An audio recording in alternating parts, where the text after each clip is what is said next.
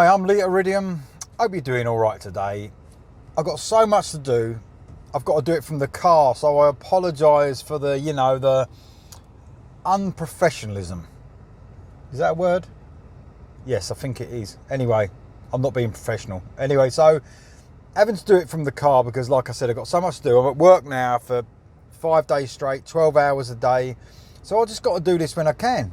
And what's more important? Getting the stuff out there or waiting? Well, of course it's getting it out there. What does it matter if I'm in my car, if I'm at the beach? Doesn't matter, does it? Let's just get it done. So, thanks once again to the great label Frontiers for sending me an early promo of Toby Hitchcock and Changes. So, this is Toby Hitchcock's third album, solo album. He had Mercury's Down, which was a great debut from him, and then The Reckoning, which was good as also, but not quite, in my opinion, as good as Mercury's Down. So how does this one fare compared to those two? I love this album. I think it's as good as Mercury's Down. I think over time it possibly be even better. I think what happened with the second album, The Reckoning, is it went full AOR a little bit too much, whereas Mercury's Down was a sort of a mixture of AOR, melodic rock, bordering hard rock, arena rock, that sort of stuff. That's how it sounded to me.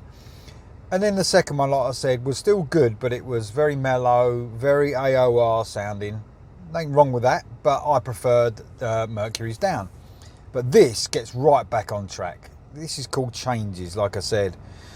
This is out on Frontiers, obviously, on July the 9th. Anyone doesn't know who Toby Hitchcock is, he's the lead singer of AOR band Pride of Lions. Had a load of albums out. He's got a great voice, and I'd say fans of Toto, Survivor and Foreigner would love this album. They really would. This is produced by, guess who? Alessandro Del Vecchio. And this one has definitely got a heavier feel, even than the first album, I think. It's 46 minutes and 11 seconds long.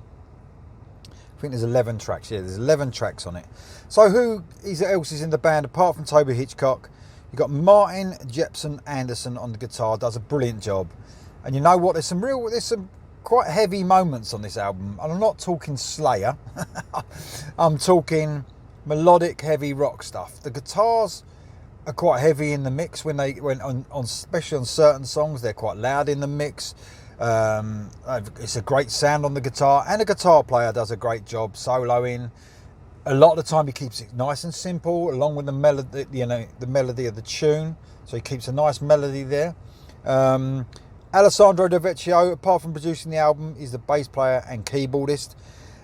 Does a great job as usual. Some great piano parts on this, especially, and some good synth parts as well. Remind me a bit of Journey, a lot of this album as well.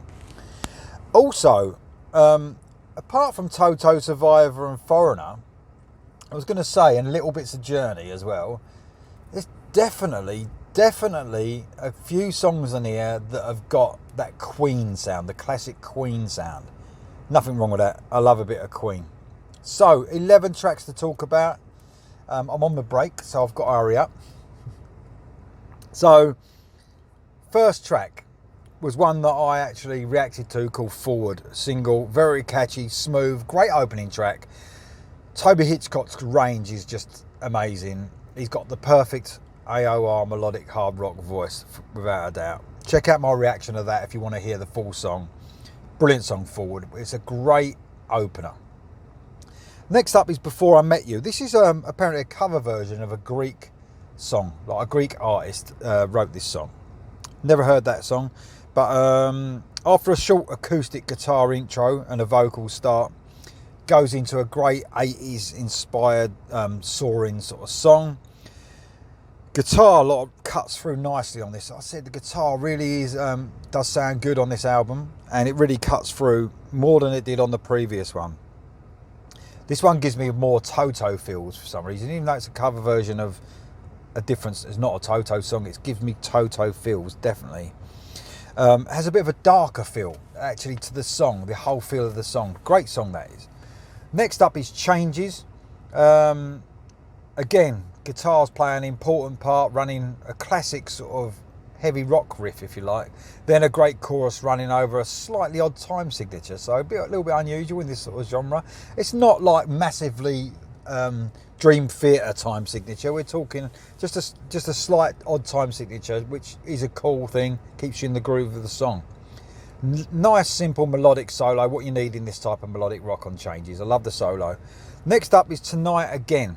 Very dramatic vocal delivery in this one. It's almost operatic, the way he's delivering the vocals in this. That sort of dramatic atmosphere sort of runs all the way through the song. Keys and piano again play a big part in this song. The vocal melodies are so cool in this one. They make the song. That is a great song, Tonight Again. Next up is one of my favourites, actually, probably at the moment my favourite track, apart from one other which I'll get onto. This is called Garden of Eden. More guitar driven rock, this is more arena rock I was talking about than AOR. A great soaring chorus, brilliant song. One criticism, and I think this would have been a 9 or a 10 out of 10, this song. I wish there was some backing vocals on the chorus. I know that sounds very picky, but it does lift still. I can imagine some great backing vocals behind Toby Hitchcock as well, but it didn't happen. But that's fine. It's still an absolutely brilliant song. Next up is Don't Say Goodbye. This has another operatic sort of feel to it. This is a bit of a slower song. This is a ballad, piano vocals kicking this off. Very dramatic, like I said, again, is the vocal delivery. This is the first one that has a real Queen feel to it for me. Great melodic solo again, showing loads of emotion. Amazing vocal on this song. Very, very good from Toby Hitchcock. Track 7 is Say No More. Quite a mellow start to the song, and then guitar kicks in for the chorus. Almost has a more modern touch in little places for me. Most modern sort of sounding song, but everything about this album has that sort of 80s feel running through it as well. Nothing wrong with that.